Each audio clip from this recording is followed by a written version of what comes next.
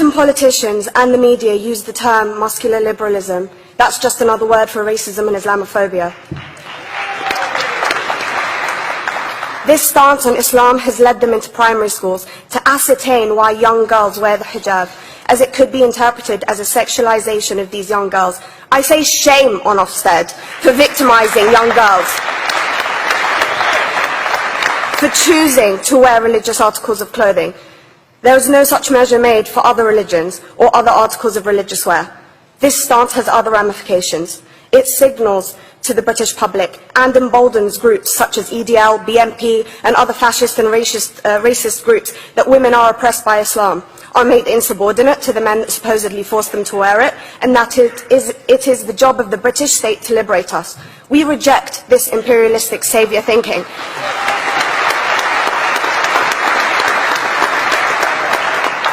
And I am here to state for all people who choose to practice their beliefs openly that we are not oppressed by our faith.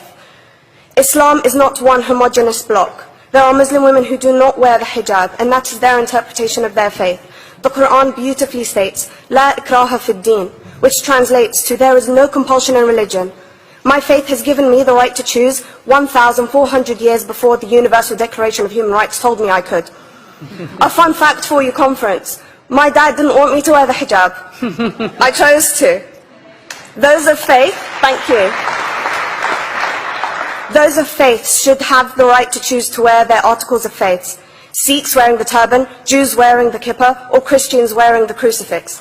Practicing my right to freedom of expression through the hijab empowers me and other women like me to know that we are able to make decisions for ourselves. Through the hijab, women like me feel empowered to overcome the social expectations of sexualization that is relevant and has currently resulted in many cases of anxiety and worse. I can speak for myself and others like me. At school, I was able to focus more on the thoughts that were running through my mind than how good I looked to the world. The NUT has supported a woman's right to choose when it comes to pregnancy. I want conference to support my right to wear the hijab.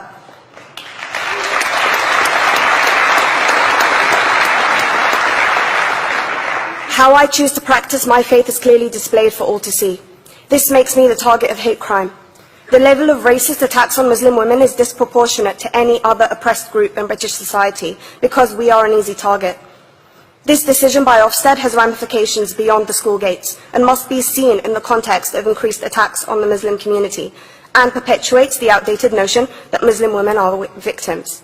I was on a trip last year to Hampton Court with my Year 7s, where a man felt comfortable to call me a terrorist. As a Muslim woman, I'm not a victim, so I challenged him.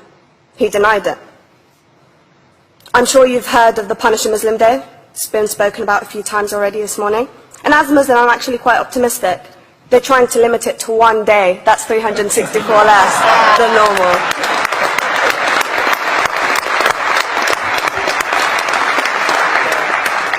But let's be clear, conference. Islamophobia and other forms of racism affects non-Muslims too. If we don't challenge this stance as a collective, we may turn into a society like France, where women are forced by the law to choose between their faith and their education, their faith and their right to work in the public sector, their faith and their right to enjoy a day out by the seaside with their families. I want to end by stating that I came to this country as an 8-year-old refugee. We are Palestinians, forced out of our land in 1948. We lived in third world conditions, similar to those in Calais for 60 years. Here, I received the support I needed to study law at university and become a secondary school citizenship and PSHE teacher and a school rep. An injury to one is an injury to all, and I want to thank the Union for its stance on all oppressed groups, in particular mine, Palestine. Thank you, Conference. Thank you, Latifa.